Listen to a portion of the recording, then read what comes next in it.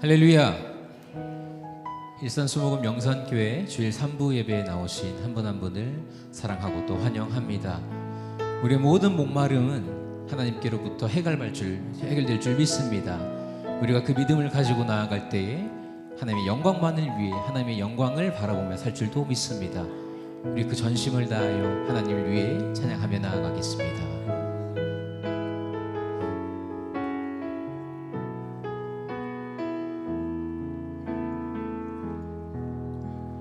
내가 급한 어느 것으로 채울 수 없네. 내가 급한 상한 나의 심령에 내가 급한 부르짖는 소리 들으소서. 내가 급한 주의 음성 들리네. 내가 급한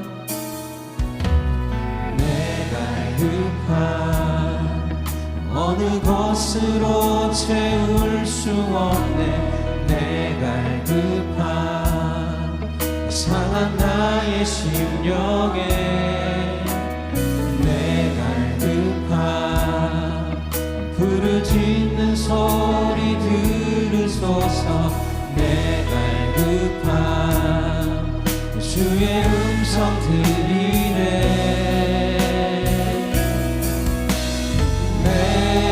내게로 나오라. 영원히 목마름 전혀 없으니. 내게로 나오라. 가까이 생수의 근원. 내게로 나오라. 내게로 나오라. 영원히 목마름 전혀 없으니. 내게로 나오라. 가까이 생명의 근원 되신 주께, 생명의 근원 되신 주께. 내가 급한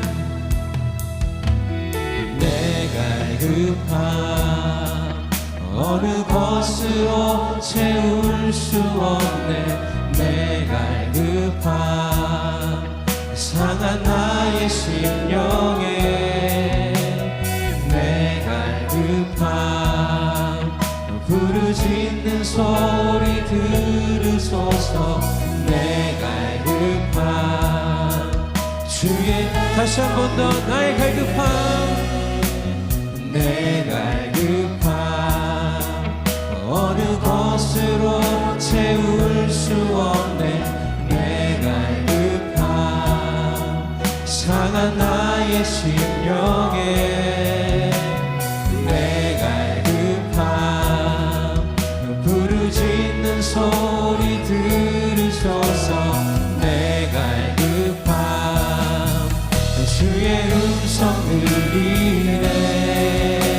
내게로 나오라. 내게로 나오라. 영원히 목마름 전혀 없으니. 내게로 나오라. 가까이 생수의 근원.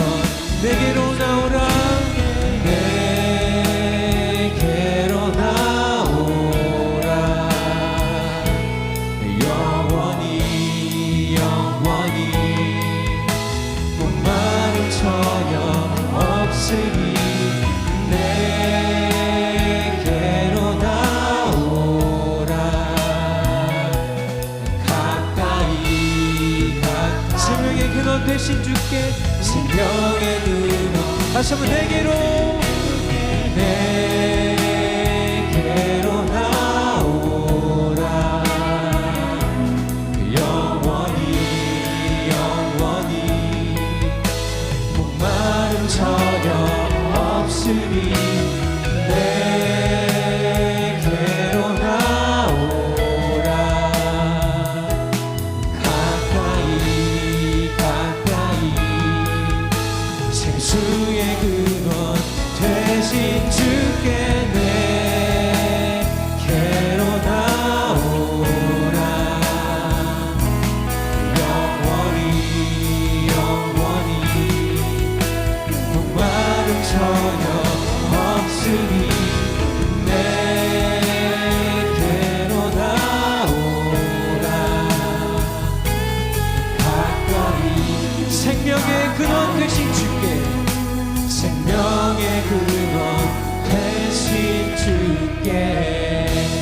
하나님께 영광의 박수 올려드립니다.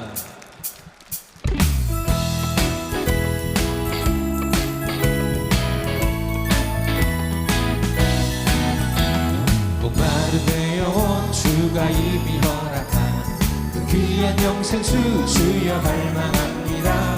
그 약속 따라서 순서 간구하오니 오 주여 내 기도 어서 들어. 예수의 사랑 예수의 사랑 바다 물결같이 내게 임하니 영광의 물결에 온전히 쌓여서 내 영혼의 기쁨 한량 없도다.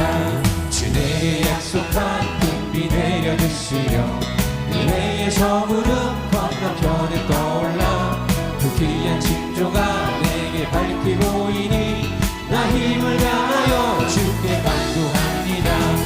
예수의 사랑 예수의 사랑 바다 물결같이 내게 임하니 영광의 물결에 온전히 쌓여서 내 영혼의 기쁨 한량 없도다. 은혜의 소나비 지금 흡족히 내려 구원의 큰 강물 들러타고 넘쳐서 내 주와 모든 죄 모두 씻어버리니 나 지금 은혜를 충만하게 받았네. 예수의 사랑 예수의 사랑 바다 물결같이 내게 임하니 영광의 물결에 온전히 쌓여서 내 영혼의 기쁨 한량 없도다. 차고 넘치는 주의 은혜의 물결 힘차게 밀려와 내게 만족합니다. 오 할렐루야로 주를 찬송하오니 내 맘의 기쁨이 항상 충만합니다.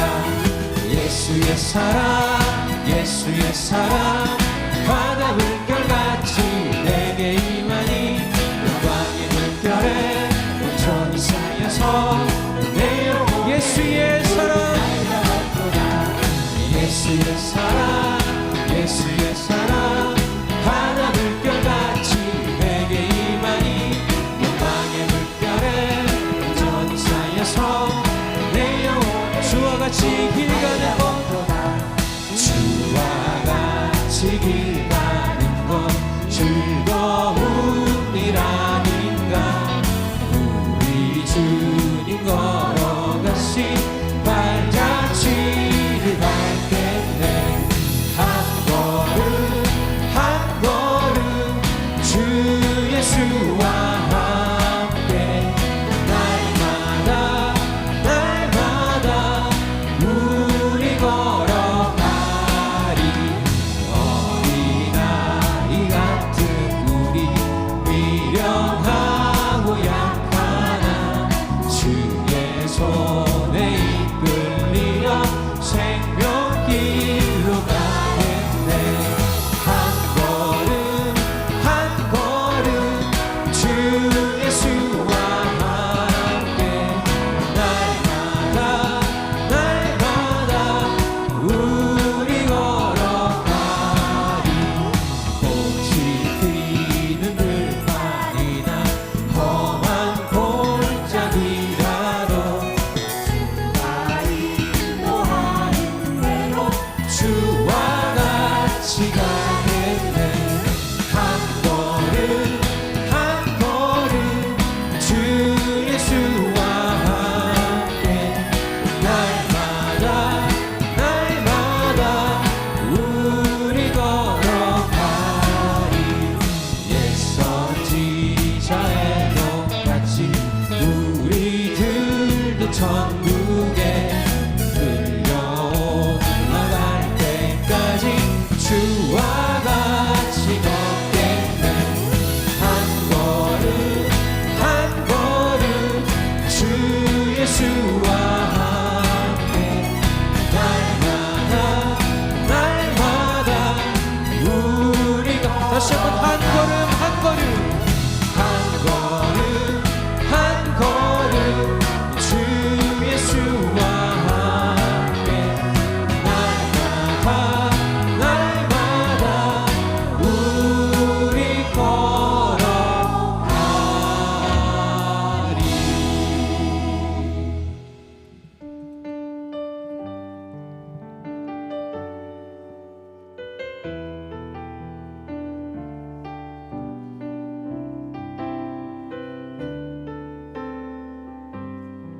내 눈 주의 영광을 보내. 내 눈 주의 영광을 보내. 우리 가운데 계신 주님, 그 빛난 영광 온 하늘 덮고 그 찬송 온 땅 가득해. 내 눈 주의 영광을 보내. 찬송 가운데 서신 주님, 주님의 얼굴을 온 세상 향하네.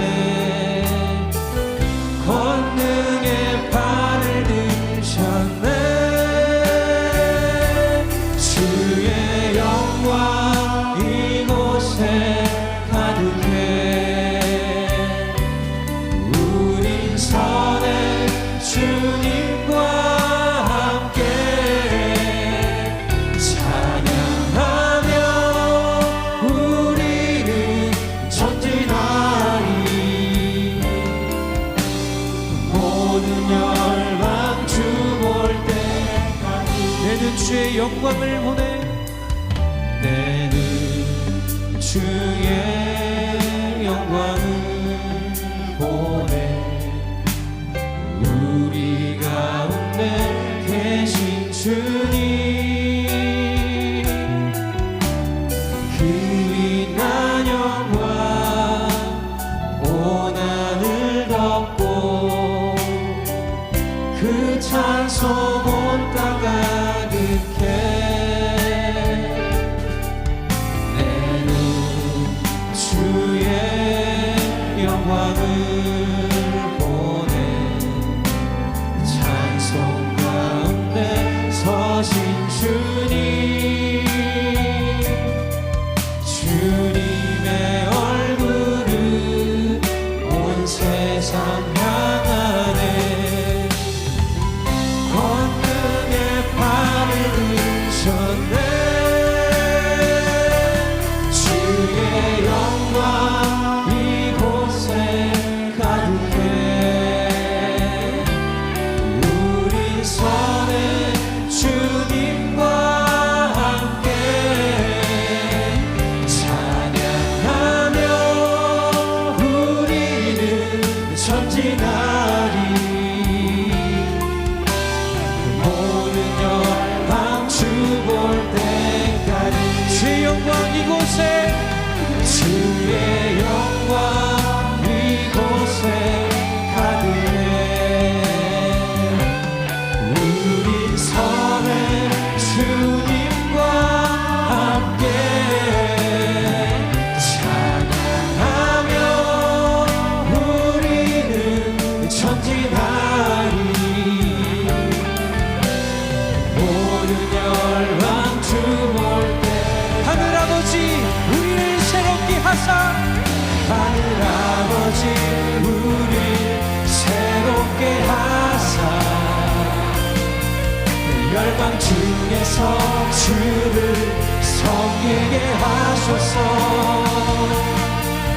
모든 나라 일어나 찬송 부르며 영광의 주님을 보게 하소서. 주의 영광, 주의 영광 이곳에 가득해. 우린 선해 주님과 함께 찬양하며 우리는 전진하리. 모든 열방 시간 차례에서 다 같이 일어나셔서 두 손 높이 들고 주의 영광 이곳에 가득해. 우린 선해 주님과 함께 찬양하며 우리는 전진하리.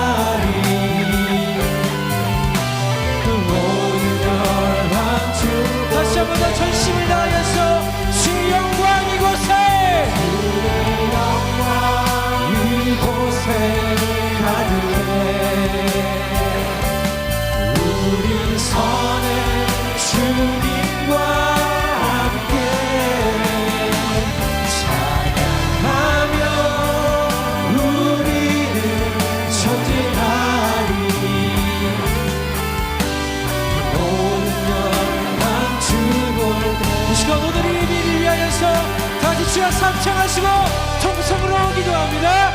주여 주여 주여. 하나님, 우리의 모든 문제와 모든 목마름이 하나님께로부터 해결될 줄 믿습니다. 우리의 모든 인생의 답이 하나님으로부터 올 줄 믿습니다. 우리가 하나님으로부터 모든 것 공급받을 줄 믿고 우리의 모든 것 채워줄 줄 믿사오니 우리의 모든 기도와 모든 영광 받아주시옵소서. 하나님, 우리가 다시 한 번 더 목마름을 하나님으로부터 체험받기 원합니다. 우리의 모든 인생의 답을 하나님으로부터 다시 한 번 더 체험받기 원합니다. 우리 인생의 답이 다 하나님께 있사오니 우리가 세상 가운데 찾는 것이 아니라 하나님으로부터 구하며 나아가길 원합니다. 하나님, 연약하고 부족한 기능을 가진 우리 모두를 하나님 도와주시옵소서. 불쌍히 여겨주시옵소서. 감사와 찬양 영광을 올려드립니다. 찬양하라 나의 영혼아, 찬양하라 내 영혼아, 찬양하라 내 영혼아. 내 속에 있는 것들아 다 찬양하라.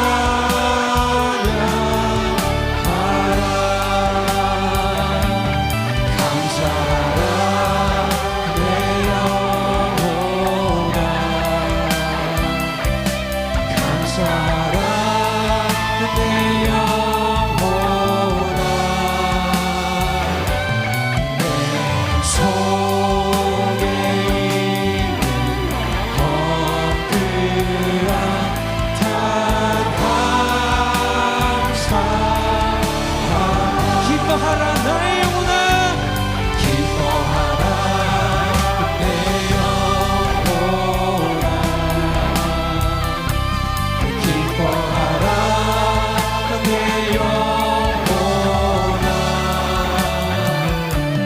내 속에 있는 것들아 다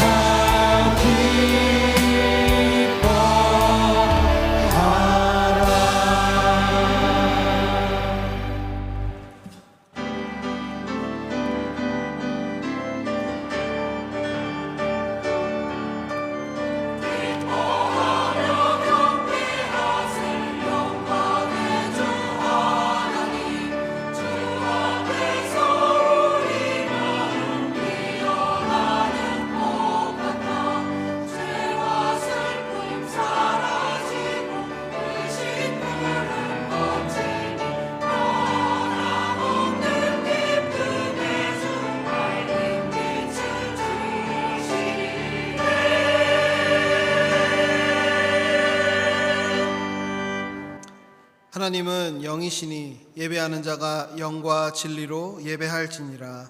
아멘.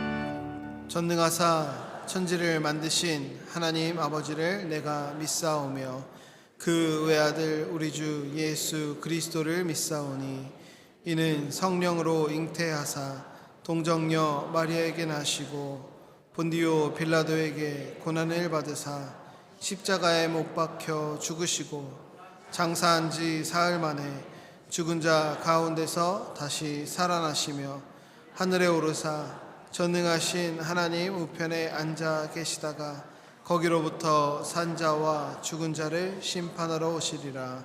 성령을 믿사오며 거룩한 공교회와 성도가 서로 교통하는 것과 죄를 사하여 주시는 것과 몸이 다시 사는 것과 영원히 사는 것을 믿사옵나이다.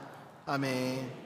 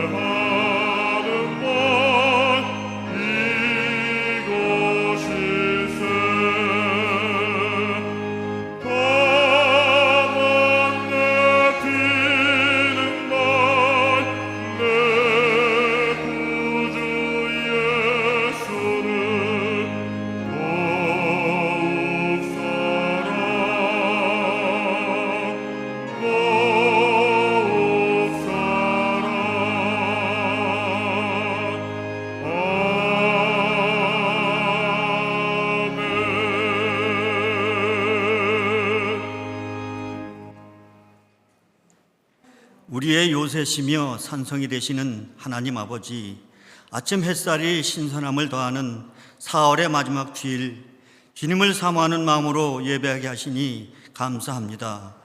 오늘도 우리의 발걸음이 세상을 향하지 않게 하시고 주님 앞에 모인 저희 모두가 한 마음 한 뜻으로 하나님만을 경배하오니 우리의 마음과 뜻을 받아주시옵소서. 험한 세상을 살다가 성산에 올라온 우리의 모습을 봅니다. 언덕 위에 세워놓은 수레처럼 어느덧 뒷걸음쳐 주님의 뜻과 동떨어진 삶을 살았음을 고백합니다. 돌같이 굳어버린 우리의 마음을 주의 사랑으로 다시 녹여주시옵소서. 우리의 빈 심령에 주님의 능력을 충전하여 주시옵소서. 전능하신 하나님, 지구촌 곳곳에는 전쟁과 기근으로 많은 사람들이 고통 중에 있사온데 저들을 불쌍히 여겨주시고 긍휼을 베풀어 주시옵소서. 모든 흑암은 거두어 주시고 하나님의 평강이 온 세상에 임하게 하여 주시옵소서.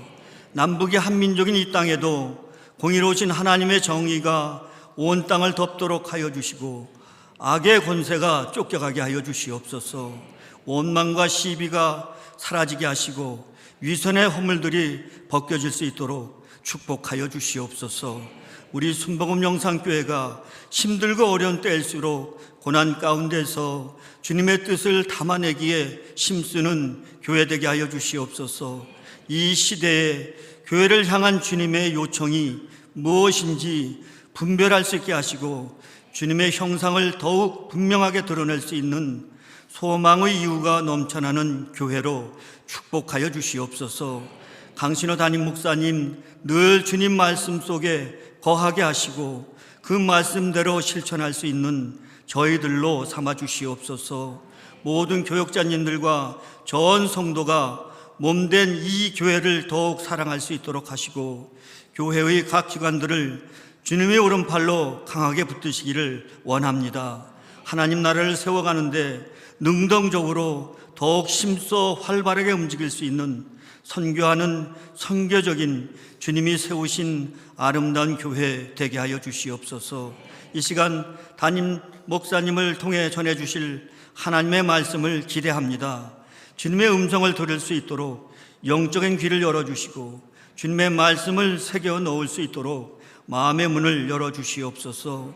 베들레헴 찬양대의 찬양을 기쁘게 받아주시옵고 예배를 돕는 남녀 성교회와 모든 지체들의 섬김을 기억하여 주실 줄 믿사오며 항상 우리를 지켜주사 승리하게 하시는 예수님의 이름으로 기도드립니다. 아멘.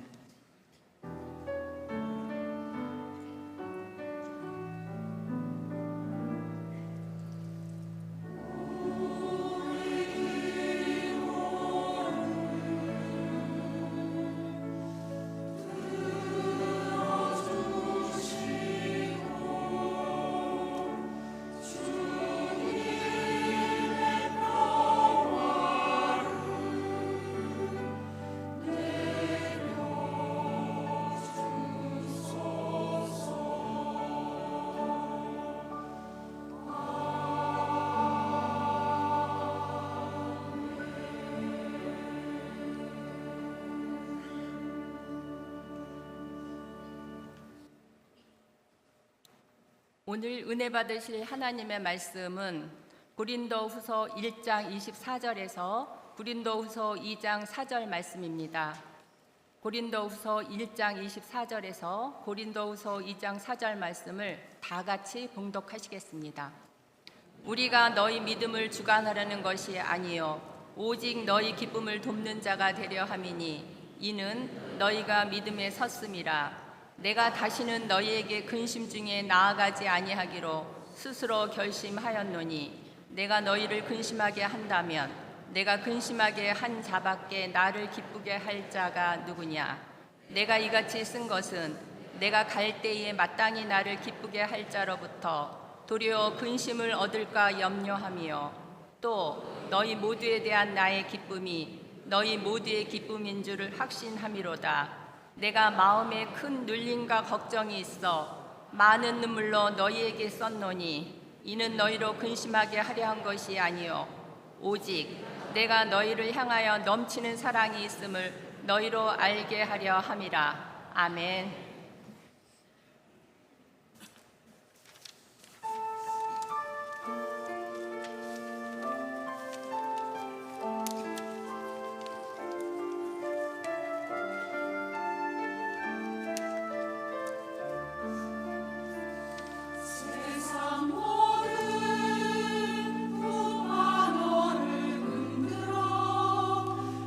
약한 마음 낙심하게 돼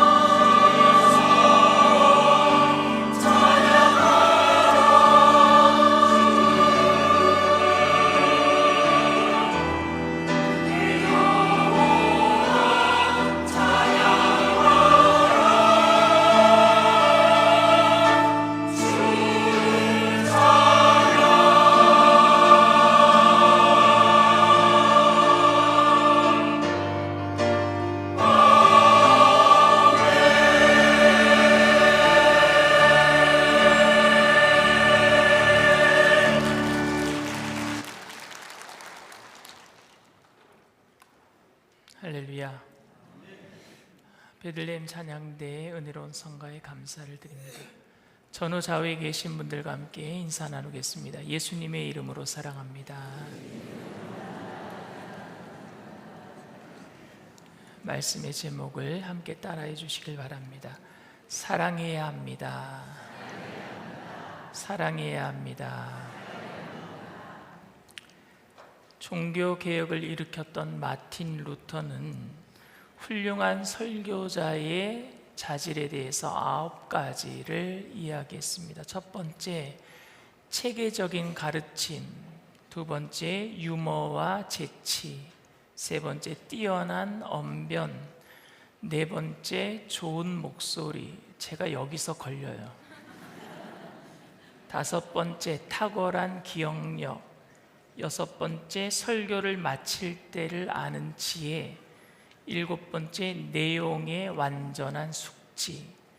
여덟 번째, 말씀에 대한 열정과 헌신. 그리고 아홉 번째, 조롱과 비웃음을 감수할 각오. 조엘 오스틴 목사님이라고 휴스턴에서 굉장히 큰, 미국에서 가장 큰 교회를 하는 분인데, 그분도 긍정의 힘이라고 하는 책을 써서 우리나라의 베스트셀러가 되기도 했는데, 지도자들의 원칙에 대해서 4가지를 얘기를 했습니다. 경청하게 만드는 능력. 두 번째, 따르는 사람들의 마음을 먼저 움직이는 것. 세 번째, 팀이 이길 수 있는 길을 찾는 것.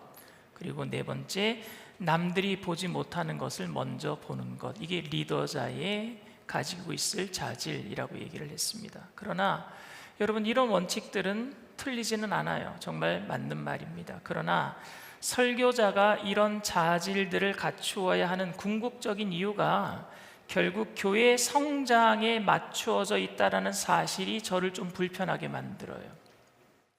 리더십이 절실하게 필요한 이유도, 리더십을 개발해야겠다는 동기부여도 모두 교회의 양적 성장이라는 점이 불편하다는 말입니다. 성장이 뭐 좋은 것 아니냐, 도대체 성장하는 게 뭐가 문제가 되느냐 말씀하실 분들도 계실 것입니다. 성장에 대해서 우리 목사님 왜 이렇게 부정적이냐라고 말하실 분들도 계실 것 같습니다. 성장하면 좋은데 왜 자꾸만 부정적으로 얘기하느냐 말할 수도 있을 것 같습니다. 20세기 말까지 교회에서 리더십에 관한 책들이 많이 나왔고, 목사가 성공적인 리더가 되는 방법에 대해서 아무도 이의를 제기하지는 않았습니다. 그런데 요즘에는 기독교에서 리더십에 관한 책들은 별로 나오지 않고 있어요. 요즘에는요. 이는 성장이 나쁜 것은 아니지만 성장하는 교회에서 요구되는 리더십이 가지고 있는 위험성을 너무 소홀히 여겨왔기 때문에 그것을 느끼면서 리더십에 관한 책들을 더 이상 만들지 않는 것은 아닐까 하는 생각을 제가 가집니다. 그동안 한국교회도 성장을 위해서 노력을 했고, 하나님의 섭리와 은혜 안에서 교회의 성장을 이뤄왔습니다. 그런데 지금 현 상황은 성장한 교회들이 세상에서 존경받고 인정받는 것보다 욕을 많이 먹고 있다는 게 여러분 문제 아닙니까? 큰 교회들이 다 욕먹고 있어요. 예전에 제가 유명한 아나운서니까 이름은 거론하지는 않겠습니다. 한 아나운서가 앵커 한마디, 뉴스문을 닫으면서 앵커 한마디 했는데 그 앵커 한마디 한 게 제 마음 막 때렸어요. 너무너무 마음이 아팠어요. 무슨 얘기를 했느냐? 교회는 그리스에서 철학이 되었고, 로마로 건너가서 제도가 되었고, 유럽으로 건너가 문화가 되었고, 미국으로 건너가 기업이 되었다. 그런데 한국에 와서는 대기업이 되었다. 여러분들도 아시다시피 돈은 악하지도 선하지도 않습니다. 돈을 쓰는 사람이 악하게 쓸 때 돈은 악해질 수 있고, 돈을 쓰는 사람이 선하게 쓸 때 돈은 선해질 수도 있습니다. 그래서 우리는 돈의 성격을 중립적이라고 얘기를 합니다. 악하지도 선하지도 않은 중립적이라고 얘기를 합니다. 그런데 돈이 중립적이라고 해서 그 유혹을 소홀히 여기면 돈이 우상이 될 수 있어요. 예수님께서도 돈이 돈의 유혹이 매우 강하여 우리를 넘어지게 하고 우상이 될 수 있다라고 엄중히 경고하셨습니다. 누가복음 16장 13절 말씀입니다. 집 하인이 두 주인을 섬길 수 없나니 혹 이를 미워하고 저를 사랑하거나 혹 이를 중히 여기고 저를 경히 여길 것임이니라. 너희는 하나님과 재물을 겸하여 섬길 수 없느니라. 마찬가지로 여러분, 성장 자체는 나쁘지 않습니다. 건전한 목회에 자연스러운 결과로 성장이 있을 수 있습니다. 그러나 돈이 중립적이라고 해서 그 유혹의 위험성을 소홀히 여겼을 때 돈이 우상이 되듯이 성장의 위험성을 경계하지 않으면 성장도 우상이 될 수 있습니다. 팀 켈러 목사님이 말한 것처럼 우상 숭배란 것은 좋은 것들을 궁극적인 대상으로 만들어버리는 거예요.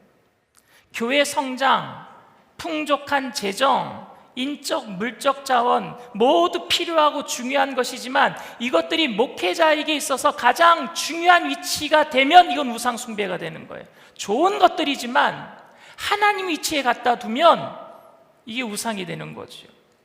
결국 그것은 독이 되어서 돌아오게 되어 있습니다. 지금 교회에 독이 되어서 돌아오고 있는 거예요. 현대 교회는 이미 그것을 경험하고 있습니다. 가장 중요하다라고 말하는 신앙이 정작 내면에서는 검증되지도 않아요. 우리 안에 있는 신앙이 검증되지 않아요. 이 신앙은 고난을 견뎌내는 힘이 돼야 될 텐데 고난이 오면 사람들 다 떠나가 버려요. 검증되지도 않아요. 무조건 침례 교인의 숫자만 늘리는 거예요. 교회 건물만 커지면 성장이라고 얘기하는 거예요. 교인 숫자만 늘어나면 성장이라고 얘기하는 거예요. 내면은 들여다보지도 않아요. 그리스도인의 가치관이 세상 가운데 보이지 않습니다. 교회 안에 성도는 많은데 세상 속에서는 성도를 찾아보기 힘들어요. 누가 예수 믿는지 모르겠어요. 믿음 좋은 가정의 자녀의 결혼을 예를 들어보겠습니다. 우선 믿음 좋은 가정은 자녀들 배우자를 정할 때 무조건 교회에 다니는 집안이라고 얘기합니다. 예수 안 믿으면 결혼 못 시킨다. 그러니까 믿는 가정이어야 된다. 아버지 어머니 예수 믿어야 되고 그리고 침례 받아야 된다. 침례 교인이어야 된다. 당연한 기준으로 우리는 이야기를 합니다. 그런데 신앙이 중요하다라고, 믿음의 집안이 중요하다라고, 배우자 가정이 믿어야 된다라고 말하는 사람들이 실제 교제에서는 신앙에 대해서 진지한 대화를 나누고 있습니까? 둘이 만나서 데이트할 때 신앙에 대해서 얘기를 합니까? 진지하게 신앙에 대한 이야기를 하는 커플을 본 적이 별로 없어요. 단지 영적인 상태는 어찌되었든지 간에 교회 다니니까 침례 받았으니까 괜찮다, 해결되었다라고 여기고 있지는 않습니까?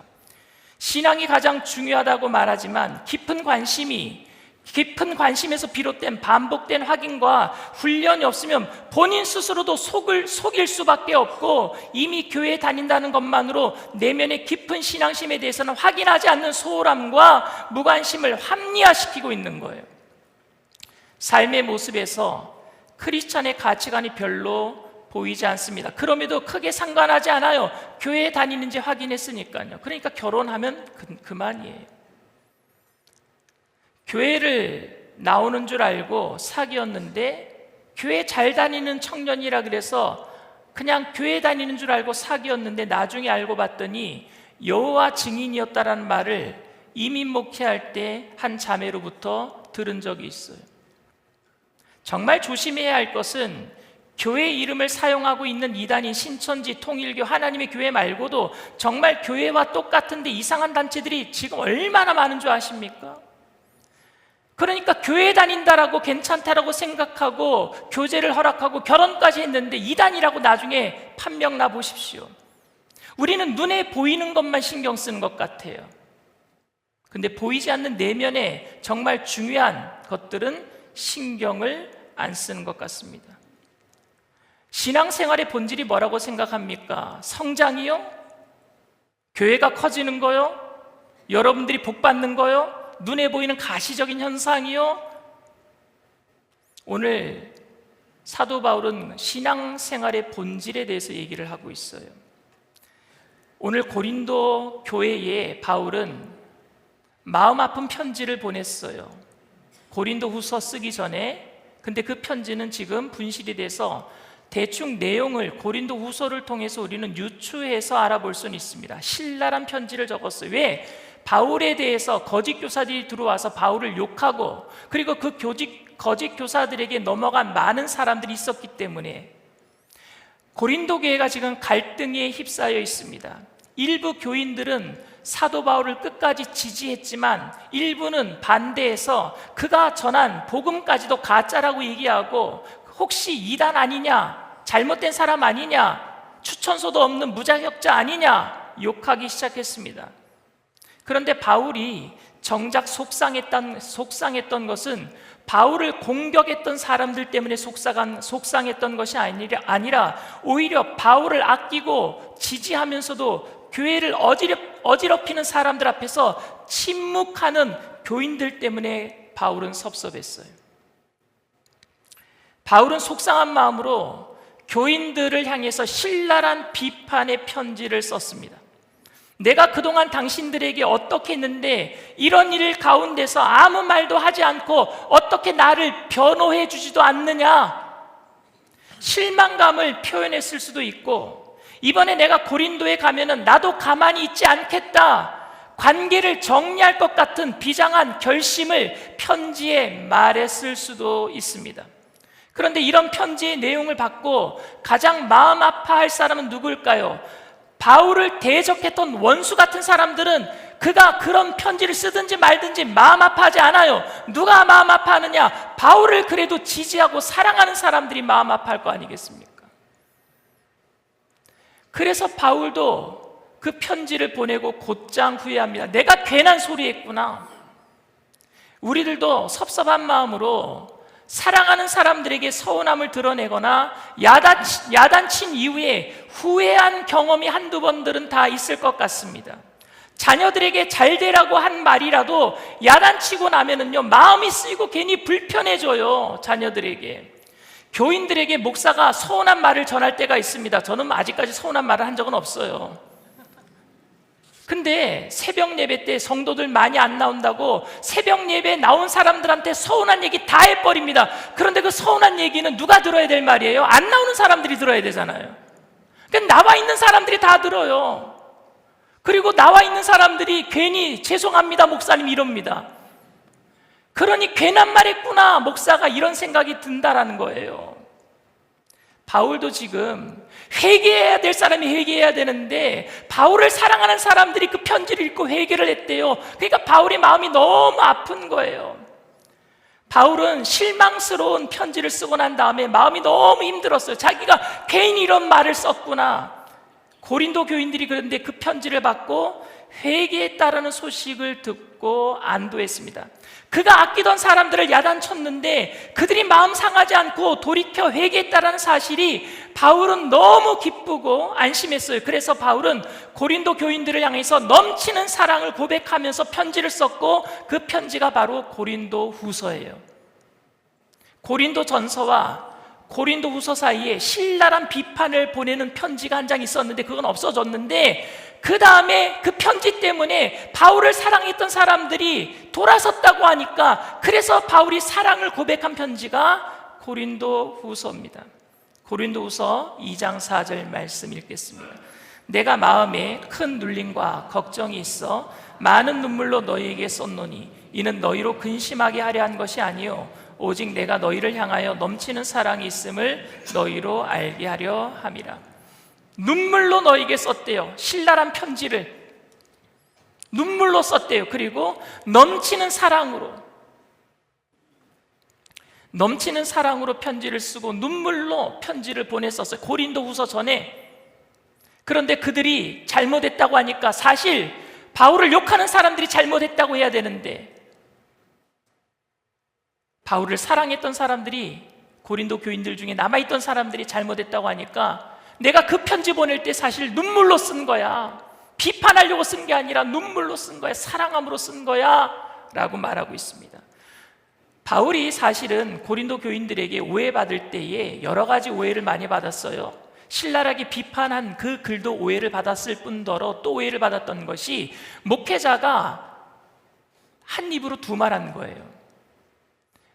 고린도 교회를 2번 방문하겠다 그랬어요. 그런데 한 번밖에 가지 않았어요. 한 번 방문하지 않습니다. 그것 때문에 바울은 두 말하는 사람이다, 신뢰가 가지 않는 사람이다, 어떻게 목회자가 한 입 가지고 두 말하느냐, 성도들이 욕하기 시작했습니다. 그 말에 대해서도 고린도후서에 또 변명을 하기를 이렇게 변명합니다. 고린도후서 1장 23절 말씀입니다. 내가 내 목숨을 걸고 하나님을 불러 증언하시게 하노니 내가 다시 고린도에 가지 아니한 것은 너희를 아끼려 함이라. 하나님까지 거들먹거려. 왜? 자기를 너무 거짓말장이라고 하니까. 하나님을 두고 목숨을 걸고 하나님을 불러 증언하게 하시노니 하나님이 내 증인이 되신다. 내가 고린도에 다시 안 간 것은 너희를 아끼기 때문이야, 너희를 사랑하기 때문이야 라고 얘기를 합니다.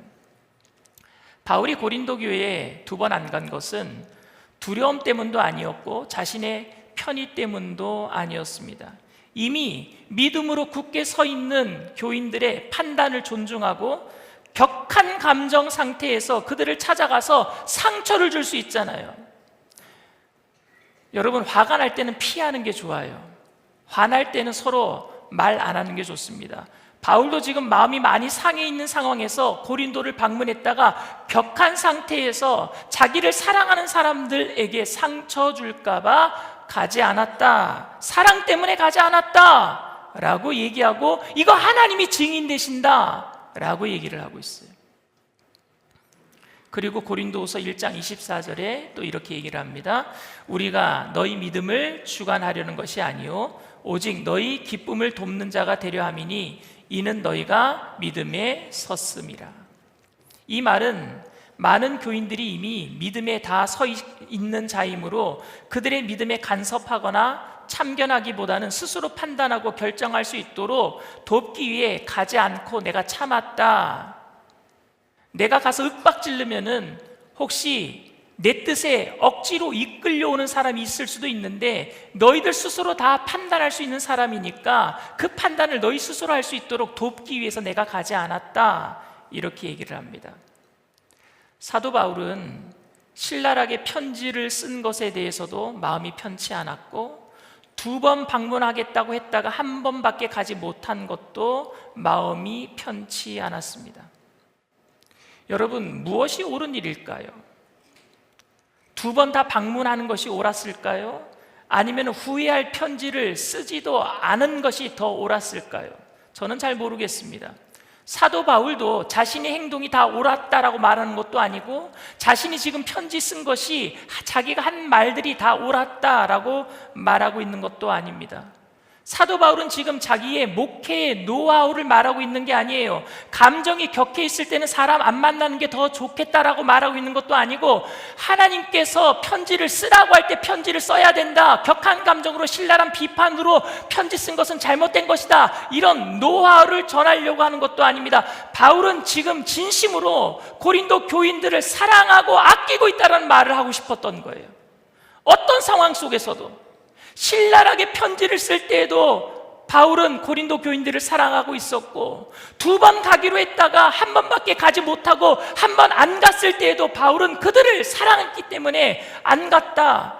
어떤 상황 속에서도 나는 너희들을 사랑하고 있었다라고 얘기를 하고 있는 거예요. 여러분, 교회의 본질은 사랑인 줄 믿습니다. 사람들이 눈에 보이는 것으로 교회를 평가할 때가 많아요. 근데 바울은 오해받을 일들을 많이 해서 오해받을 상황들이 많았어요. 가기로 했다가 안 가고 신랄한 비판을 했기 때문에 바울이 이제 고린도 교회를 버렸나 할 정도로 그렇게 고린도 교인들은 생각했어요. 오해할 상황들이 많았어요. 그럼에도 불구하고 바울은요, 여전히 그들을 사랑하고 있었어요. 눈에 보이는 상황이 중요한 게 아니라 그 마음 중심이 중요하지 않겠습니까? 하나님이 내 증인이 되신다. 바울은 고린도 후서를 적기 전에, 그리고 신랄한 편지를 보내기 전에 고린도 전서 13장에서 사랑에 대해서 이런 이야기를 합니다. 고린도전서 13장 4절에서 7절 말씀 우리 다 같이 읽겠습니다. 사랑은 오래 참고 사랑은 온유하며 시기하지 아니하며 사랑은 자랑하지 아니하며 교만하지 아니하며 무례히 행하지 아니하며 자기의 유익을 구하지 아니하며 성내지 아니하며 악한 것을 생각하지 아니하며 불의를 기뻐하지 아니하며 진리와 함께 기뻐하고 모든 것을 참으며 모든 것을 믿으며 모든 것을 바라며 모든 것을 견디느니라. 바울의 설교에서 핵심 가치가 진정성이었다면 그의 목회에서 핵심 가치는 사랑이었습니다. 바울이 전하는 말들은 진실한 말들이었어요. 그리고 그 진실한 말을 전할 수 있게 만든 동기가 있는데 그건 사랑이었단 말입니다. 모든 것을 사랑으로 했어요. 편지를 쓸 때도 사랑으로 썼고 방문을 결정할 때도 사랑으로 결정했고 후회하고 괴로워할 때도 사랑으로 후회하고 괴로워했고 모든 바울의 행동의 밑바닥에는 뭐가 있었느냐? 사랑이었어요.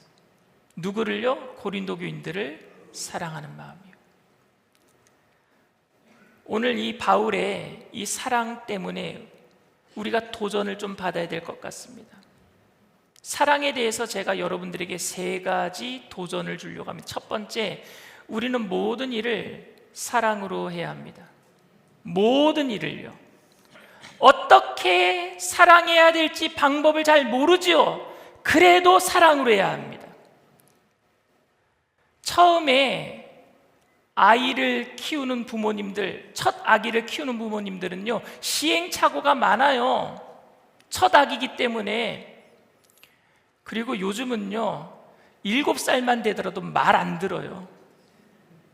그래서 누가 그러더라고요. 죄송합니다, 이건 제가 한 말 아니에요. 죽이고 싶은 7살이래요. 얼마나 말을 안 들으면. 여기 지금 7살짜리 없죠? 근데 어떻게 사랑해야 될지 모르겠어. 잘못했을 때, 첫 번째 잘못했을 때 매를 들어야 될지, 아니면 참다가 사랑으로 참다가 10번째 잘못했을 때 매를 들어야 될지. 예수님을 안 믿는 부모님이 계시다고 합시다. 그러면 내가 부모님을 너무너무 사랑해요. 그래서 예수님을 전해야 되겠어. 그런데 그 부모님은 예수 믿어란 소리를 제일 듣기 싫어해. 그러면 내가 사랑을 가지고 날마다 예수 믿으세요라고 전해야 될지, 아니면은 어쩌다가 한번 전해야 될지.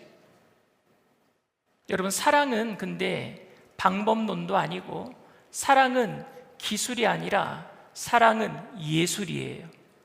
예술은 뭔지 아십니까? 첫 번째 잘못했을 때 혼내더라도 내가 사랑하는 마음이 있으면 아이들이 알게 될 거예요. 내가 꾹 참고 10번째 혼낼 때에 이 아이가 엄마 아빠가 나를 여태까지 참아주셨구나, 10번째 혼날 때에도 사랑을 알 거예요. 예술은요 알게 돼 있어요. 방법이 다 달라도 예술은 알게 돼 있어요. 내가 사랑하는 마음으로 날마다 부모님 예수 믿어야 됩니다라고 말한다면은 듣기 싫어하는 부모님도 사랑이기 때문에 받아들이게 될 거예요. 어쩌다가 한번 만났을 때에 정말로 참다가 엄마 아빠 예수님 믿으셔야 되고 말한다고 할지라도 그게 사랑이라면 받아들일 거예요. 그래서 여러분, 모든 일을 사랑으로 하게 되기를 바랍니다. 방법을 모르더라도 사랑하는 마음이 있으면 상대방은 알아줄 거예요. 두 번째로, 사랑은 쉽지 않습니다. 그래서 더 힘써야 해요. 왜 쉽지 않은 줄 아십니까? 여러분, 원수 만나면 사랑할 마음이 생겨요, 안 생겨요? 생긴다 손 들어보세요. 아무도 없어요. 어떤 분이 그러더라고요. 교회 안 나오는 이유가 원수 같은 사람 때문에 못 나온다 그러더라고요. 교회도 원수가 있으면 못 나와요. 사랑은 그래서 쉽지 않아요. 근데 여러분, 사랑은 감정이 아니라 행동이에요. 사랑은 감정 아니에요. 예수님이 우리를 감정적으로 사랑하셨다면 우리는요 절대 예수님이 사랑할 수 없는 사람들이에요. 미운 짓만 골라서 하는데요 어떻게 사랑합니까? 그런데 예수님은 우리를 사랑하기로 결단하셨어요. 그래서 높고 높은 보좌를 버리시고 이 땅에 오셔서 우리를 위해서 십자가를 져주신 줄 믿습니다. 그래서 예수님의 사랑은 감정이 아니라 행동이었어요. 오늘 여러분 행동하게 되기를 바랍니다. 사랑은 행동하는 거예요. 사랑은 감정이 아니에요. 감정이라면 오늘도 사랑했다가 아침 저녁으로 우리의 감정은 조속지변으로 변하니까 사랑했다가 헤어질 사람 많을 거예요. 그래서 결혼식은 뭐냐면요, 사랑하기로 서약하는 게 결혼식입니다. 서약한 건 뭐예요? 이렇게 살겠습니다라고 결단하는 거잖아요. 감정으로 살지 아니하고 검은 머리 팥불이 되도록 내가 섬기며 살겠습니다, 서약하는 거예요. 사랑은 쉽지 않아요. 그래도 결단하고 해야 될 줄 믿습니다. 세 번째로, 내가 사랑하고 있다라는 거 하나님은 아십니다. 하나님은 다 아셔요. 사도 바울이 오해받았어요. 신랄한 편지를 썼기 때문에 이제 고린도 교회를 버렸나 오해받았어요. 2번 가기로 했다가 1번 가기로 1번 갔기 때문에 오해받았어요. 그런데 그 마음속에 고린도 교인들을 사랑하는 줄 하나님은 알고 계셨어요. 하나님이 증인 되신다 말할 정도로. 우리가 사랑할 때 오해도 많이 받을 거예요. 저 사람 왜 저러나 오해도 많이 받을 거예요. 그러나 하나님은 아시기 때문에 묵묵히 사랑하게 되기를 바랍니다. 묵묵히 사랑하세요. 묵묵히. 기독교는 사랑의 종교이어야 합니다. 천주교를 정의의 종교라고 불러요. 나라가 잘못할 때마다 시국선언 제일 먼저 하는 데가 천주교라서 그런지 정의의 종교, 정의사절단 뭐 이렇게 있어요. 불교를 자비의 종교 이렇게 얘기를 합니다. 옛날에는 기독교를 사랑의 종교라고 많은 사람들이 이야기를 했습니다. 왜냐하면요, 희생하고 용서하고 기다려주고 도와주는 그리스도인들의 삶이 세상 속에 보여졌기 때문입니다. 그런데 지금은 기독교를 사랑의 종교라고 누구도 말하지 않습니다. 아니요, 우리조차도 말하지 않아요. 교회에 사랑이 없다라고 얘기합니다. 교회에 사랑이 없다고. 여러분, 우리가 무엇을 믿고 있습니까? 하나님을 진실하게 믿어야 될 줄 믿습니다. 그리고 어떻게 믿고 있습니까? 사랑하며 믿어야 될 줄 믿습니다. 진실하게 하나님의 말씀을 전하면서 그것을 사랑으로 행하는 삶이 우리 안에 드러나야 합니다. 사랑이 식으면 제일 먼저 나타나는 현상이 원망, 불평, 비판, 판단이에요. 사랑이 식으면은요. 혹시 내 안에 지금 원망, 불평, 비판, 판단이 들어와 있다면 신앙에 지금 빨간불이 켜진 거예요. 바울은 고린도 교인들을 진심으로 사랑했습니다.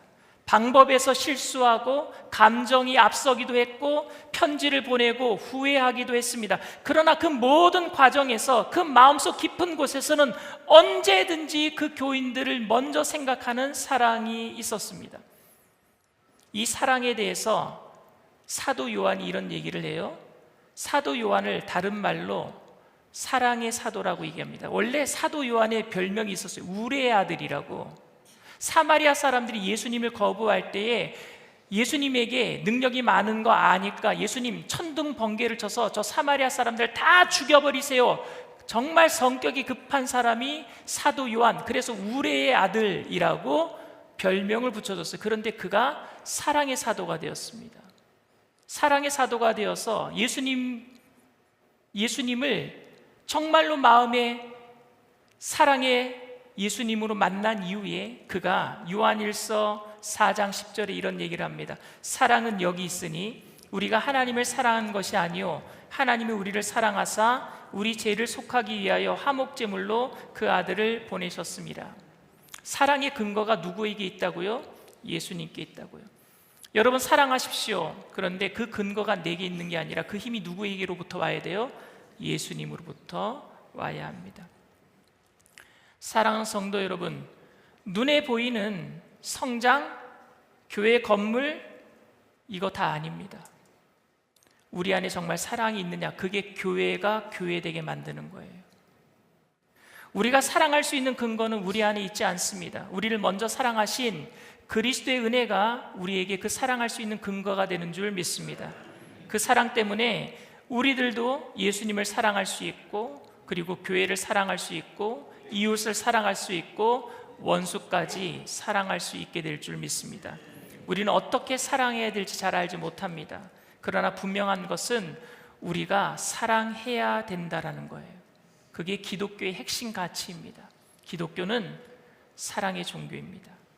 사랑이 그리스도의 삶의 가장 중요한 핵심 가치임을 놓치지 않고 사랑하기로 결단하면서 행동하면서 진실한 말과 사랑의 행동으로 예수 그리스도의 그 모습을 나타내는 저와 여러분을 다 되어주시기를 주님의 이름으로 축원을 드립니다. 이 시간 말씀을 생각하시면서 잠시 묵상으로 기도해 주시기를 바랍니다. 오늘 저희 교회에 처음 나오신 분이 계십니까? 처음 예배 자리에 나오신 분이 계십니까?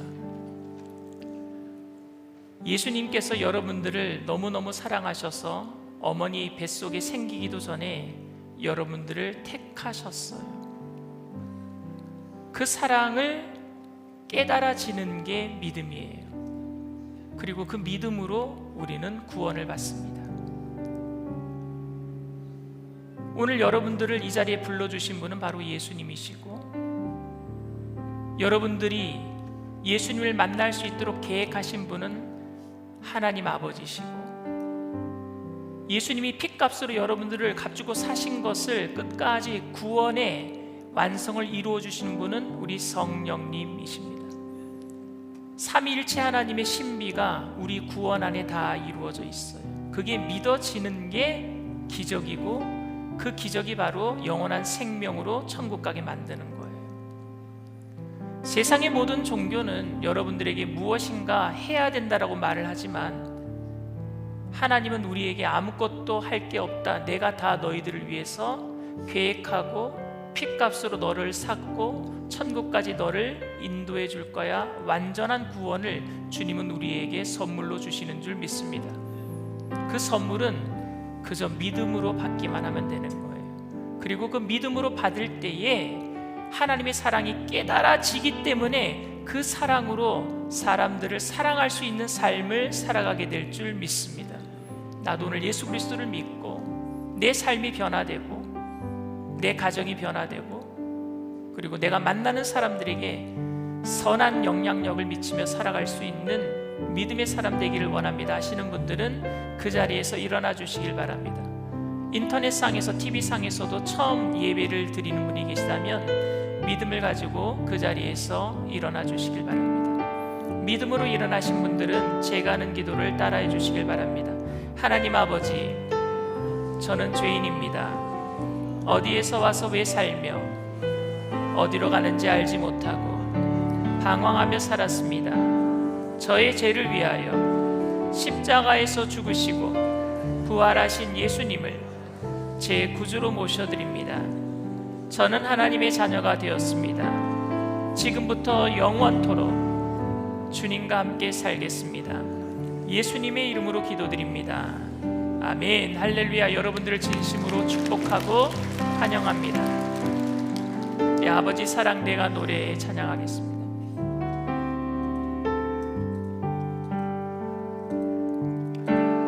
아버지 사랑 내가 노래, 아버지 내가 노래, 그 사랑 변함없으신 거짓없으신 성실하신 그 사랑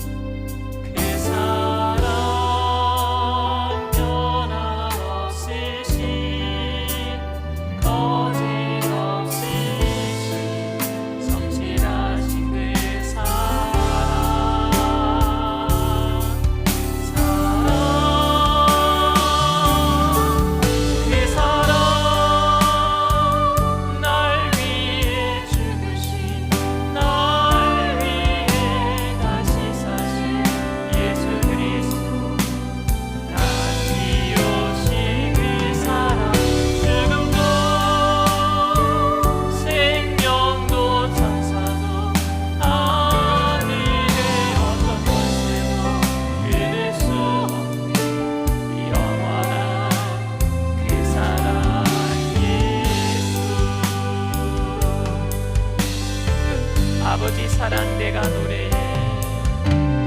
아버지 사랑 내가 노래해. 아버지 내가 노래해.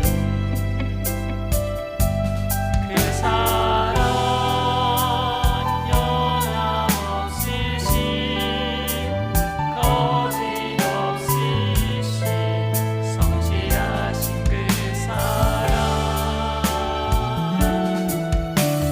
사랑 갈대 꺾지 않으신 꺼져가는 등불 끄지 않는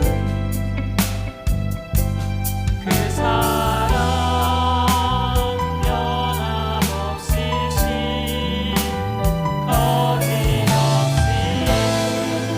성실하신 그 사랑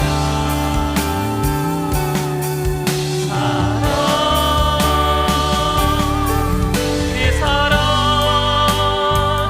날 위해 주신 날 위해 다시 사신 예수 그리스도 다시 오신 그 사랑 죽음도 생명도 천사도 하늘의 어떤 것을 그댈 수 영원한 그 사랑 날 위해 그 사랑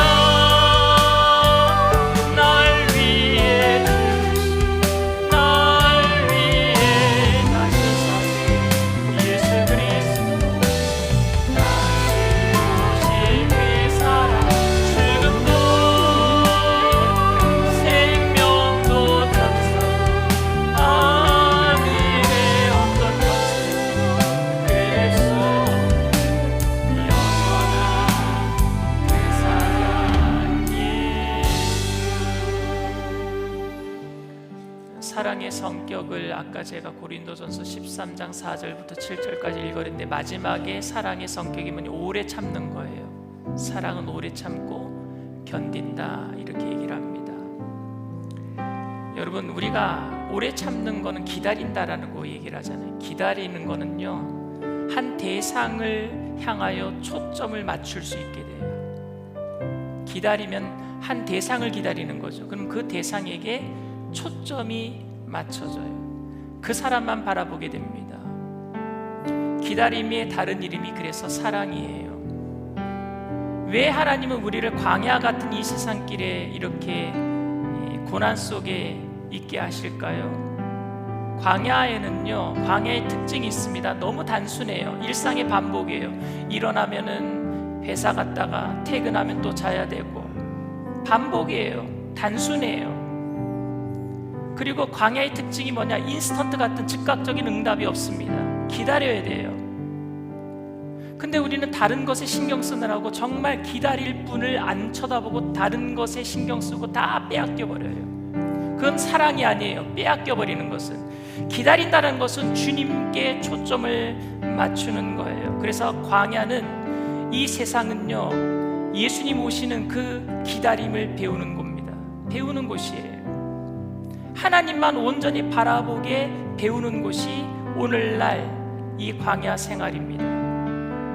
사랑으로 기다리고 기다림으로 사랑을 완성해 나가는 겁니다. 초대교인들은 그 기다림으로 사랑을 완성했어요. 다윗도 시편 40편 1절에 이런 얘기를 합니다. 내가 야훼를 기다리고 기다렸더니 귀를 기울이사 나의 부르짖음을 들으셨도다. 초대교인들 중에 가장 오래된 기다림, 가장 고난 속에서 기다린 사람들은 누구일까요? 로마 황제들의 박해가 300년간 계속됩니다. 300년 동안 로마 황제들의 기독교 박해가 시작이 되고 계속될 때에 그들은 지하 세계로 내려가요. 그게 카타콤이죠. 이탈리아 갔다 오신 분들은 아실 거예요. 카타콤 지하 세계, 거기에서 300년을 살아요.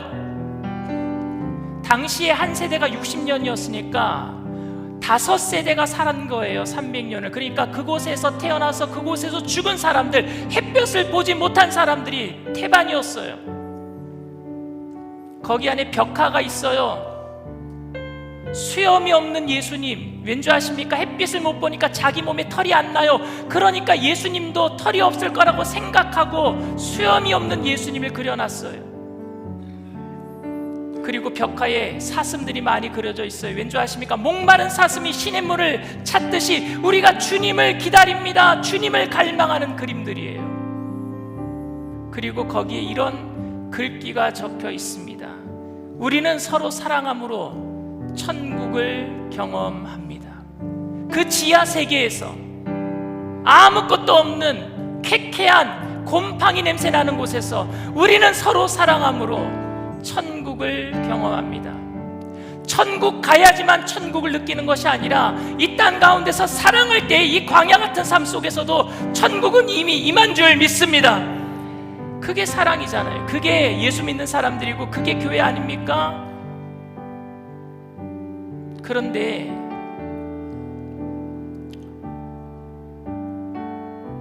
엑싯이라고 하는 소설이 있어요. 거기에 보면은 유명한 그 어떤 드라마에서 카피한 문구가 그 엑싯이라고 하는 그 비상구라고 하는 소설에서 그 카피 문구를 따온 것 같아요. 타인이 지옥이다. 다른 사람이 지옥이 아니라 타인이 지옥이에요. 왠지 아십니까? 사랑이 없기 때문에 그래요. 옆에 있는 사람이 나에겐 지옥이야. 왠 줄 아십니까? 사랑이 없으니까. 이거 바꿔야 돼요. 누가 바꿀까요? 교회의 본질이, 교회의 진짜 본질이 뭡니까? 사랑 아닙니까? 근데 그거 사랑하라고 우리 주님이 우리를 사랑해 주셨는데 우리는 그거 다 놓쳐버리고 성장하고 뭔가 눈에 보여지는 것에 다 마음 뺏기고 있지 않습니까? 다시 한번 본질로, 기본으로 돌아가야 될 줄 믿습니다. 그래서 사랑해야만 합니다. 사랑할 수 없더라도 사랑해야만 합니다. 성령님께서 도와주실 줄 믿습니다. 사랑은 행동이고 사랑은 결단이에요. 이 시간 결단하게 되기를 바랍니다. 여러분 가정이 변화될 거예요. 이 나라가 변화될 거예요. 왜 안 바뀌겠습니까? 내가 사랑하지 못하니까 안 바뀌는 거예요. 오늘 주님 나를 변화시켜 주시옵소서. 내가 결단합니다. 성령님 내게 힘을 더하여 주시옵소서. 우리 주님 3번 부르고 통성으로 간절히 기도합니다. 주여, 주여, 주여. 할렐루야. 사랑과 감사하시옵나이다. 주님의 은혜를 감사합니다. 주님의 은혜를 감사합니다. 주님, 내가 주님의 그 사랑에, 그 힘에 근거하여서 오늘도 내가 감정으로 사랑하는 것이 아니라 결단하며 사랑합니다.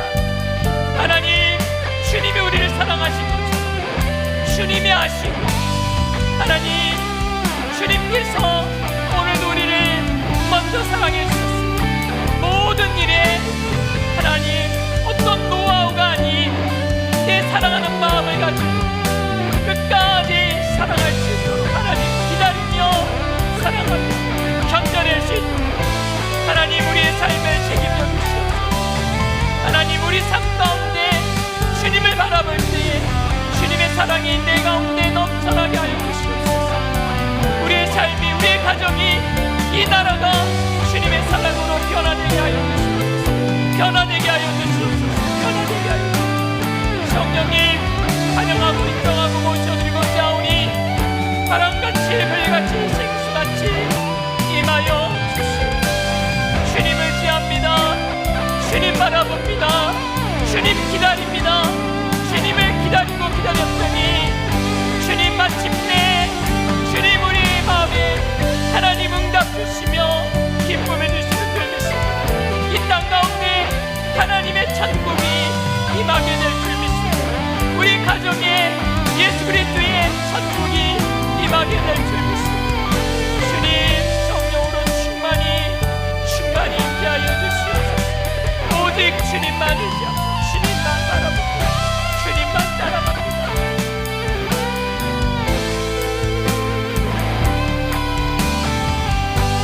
그 사랑 날 위해, 그 사랑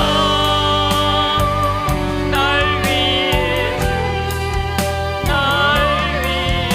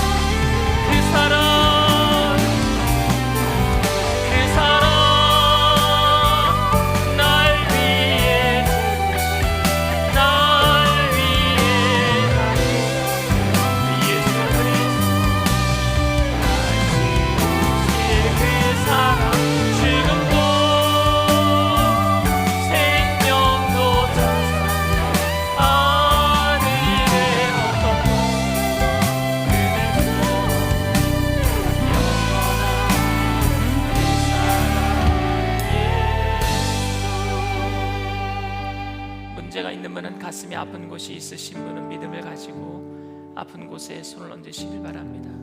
사랑과 은혜가 풍성하신 좋으신 하나님, 다시 한번 우리가 사랑하기로 결단합니다. 사랑해야만 합니다.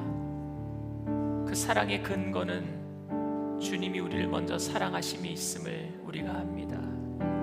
오늘 그 사랑이 우리 삶 가운데 넘쳐나게 하여 주시옵소서. 그 구원의 감격, 그 은혜가 우리 삶 가운데 넘쳐나게 하여 주시옵소서. 그래서 우리들도 서로 사랑하며 결단하며 믿음으로 나아갈 때에 성령님 우리를 도와주셔서 원수가 오른밤을 때려 왼밤까지 돌려대고 오리를 가자면 심리까지 가지고 겉옷을 달라면 속옷까지 내어주는 그런 능동적인 사랑을 할 수 있도록 성령님 우리를 사용하여 주시옵소서. 우리 가정이 변화되게 하여 주시옵소서. 우리 자녀들이 변화되게 하여 주시옵소서. 예수 믿지 않는 우리 부모님들이 주님께 나와서 함께 사랑하며 천국을 이뤄갈 수 있도록 하나님 가정의 모든 불신앙의 악한 영의 세력들이 떠나가게 하여 주시옵소서. 이 땅이 하나님 사랑으로 천국을 이뤄갈 수 있도록 모든 불신과 악한 영의 세력들이 떠나가게 하여 주시옵소서. 예수 믿는 사람들이 원망하고 비판하지 아니하며 남 탓하지 아니하며 주님 나를 사랑하신 그 사랑이 내 삶 속에 넘쳐나는 그 모든 사랑이 이웃들을 향하게 하여 주셔서 이 나라가 점점점 천국으로 주님 오시는 그날까지 선교하는 나라로 귀하게 쓰임받게 하여 주시옵소서. 오늘 주님 우리가 믿음을 가지고 아픈 곳에 손을 얹었습니다. 예수님께서 우리를 죽기까지 사랑하시면서 채찍에 맞음으로 우리가 병남을 입었다고 분명히 약속하셨사오니 이 시간 치료의 강선을 바라여 주시옵소서. 나사렛 예수의 피로 명하노니 저주받은 질병의 세력은 떠나갈지어다. 두려움과 염려의 세력은 떠나갈지어다. 머리도 발끝까지 깨끗게 될지어다. 오장육부 사지백체 뼈 마디마디 신경세포 조직마다 새롭게 될지어다. 정신적인 질병도 떠나갈지어다. 주님이 깨끗게 하여 주시옵소서. 주님 오시는 그날까지 하나님 온전한 천국이 이루어지는 그날까지 이미 임한 하나님의 나라 가운데서 하나님의 슬기로운 다섯 처녀처럼 기름등불 준비하면서 기쁨으로 천국을 누리며 살아가는 복된 인생들 다 되게 하여 주시옵소서. 감사드리며 예수님의 이름으로 기도드리옵나이다. 아멘. 할렐루야. 우리 주님 앞에 영광의 박수 올려드립니다. 기쁘고 감사한 마음으로 주님 앞에 귀한 예물 드리겠습니다.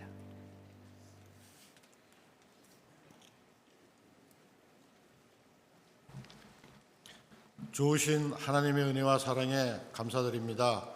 감사와 찬양으로 예배드리게 하시고 담임 목사님을 통해 말씀으로 크신 은혜 주시니 감사드립니다. 예수 그리스도의 사랑으로 충만케 하시고 그 사랑을 실천할 수 있는 우리들이 되게 하여 주시옵소서. 주신 은혜에 감사하여 예물 드리기를 원합니다. 더욱더 기쁘고 감사함으로 드릴 수 있도록 성령님 인도하여 주시옵소서. 우리 예수 그리스도의 이름으로 기도드리옵나이다. 아멘.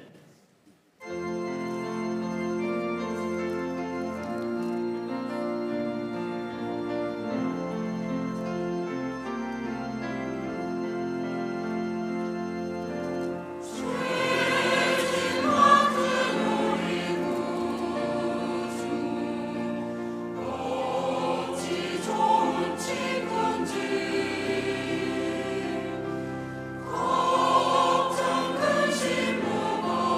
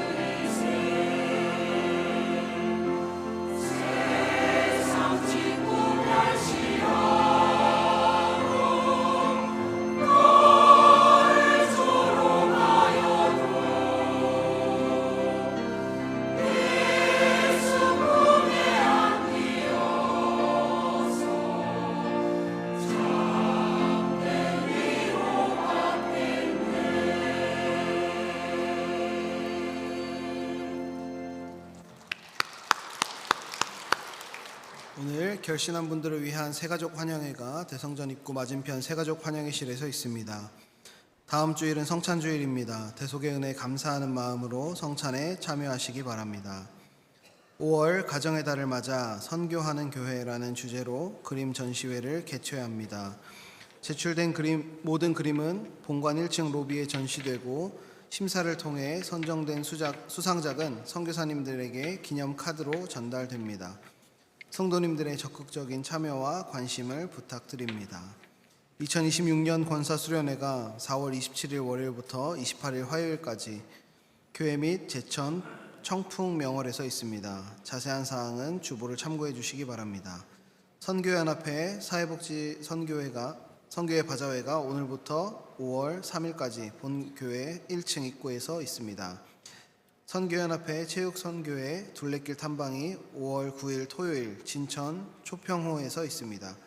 안수집사회 야외 예배가 5월 16일 토요일 오전 9시에 연천 백악호수에서 있습니다.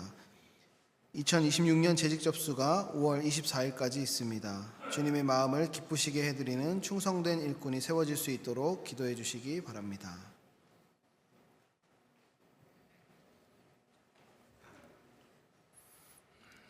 이제 5월이 다가온 5월은 가정의 달입니다.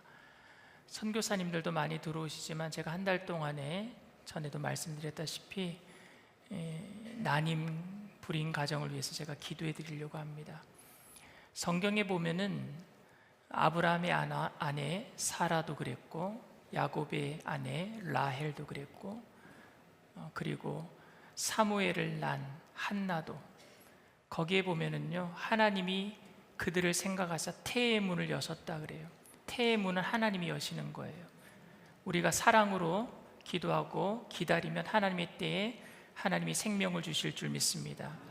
그러니까 너무 마음에 부담 갖지 마시고 제 방에 오셔서 제가 정말 사랑하는 마음을 담아서 기도해 드리고 그리고 맛있는 거 사드시라고 제가 상품권도 드릴 테니까 꼭 오셔요. 창피하게 생각하지 마시고 그래서 여러분들 가정에 혹시 난임 불임 가정이 있다면 보내주세요. 그래서 제 방에 문 열려 있으니까 오셔서 기도 받으시고 그리고 하나님께서 올 한 해 동안에 좋은 일들 많이 만들어 주실 줄 믿습니다. 우리 다 같이 일어나셔서 교회 구호 제창하시겠습니다. 거룩하게 예배하고 성령으로 나아가며 하나 되어 선교하자. 할렐루야. 사랑과 은혜가 풍성하신 좋으신 하나님, 주님의 은혜를 감사를 드립니다. 주님이 우리를 얼마나 사랑하셨는지 그 사랑의 근거를 가지고 우리들도 서로 사랑하겠다라고 결단하며 마음을 담아서 귀한님을 올려드리오니 하나님 기뻐 받아 주시옵소서. 귀한님을 쓰여지는 곳에 그리스도의 향기 되게 하셔서 죽어가는 많은 영혼들을 건져내는 구원의 힘을 되게 하여 주시옵시고 바치신 손길들마다 천배 만배로 누르고 늘어서 넘치도록 채워주실 때 우리를 사랑하신 그 사랑이 우리 삶 속에 성령의 불로 나눠주고 꾸어주고 베푸는 삶으로 믿음의 부자의 삶으로 나타날 수 있도록 은혜 더하여 주시옵소서. 감사드리며 예수님의 이름으로 기도드리옵나이다. 아멘.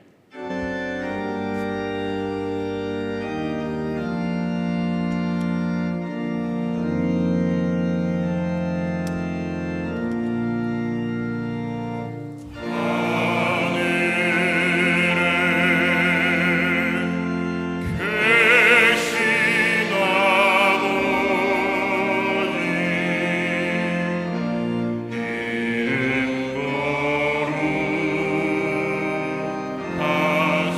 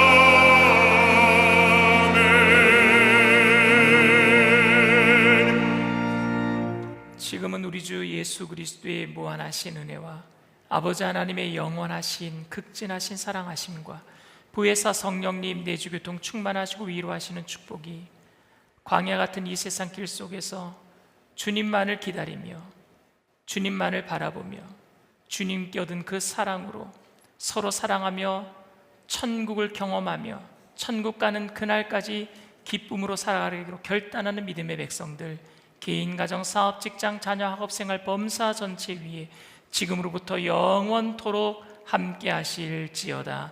아멘.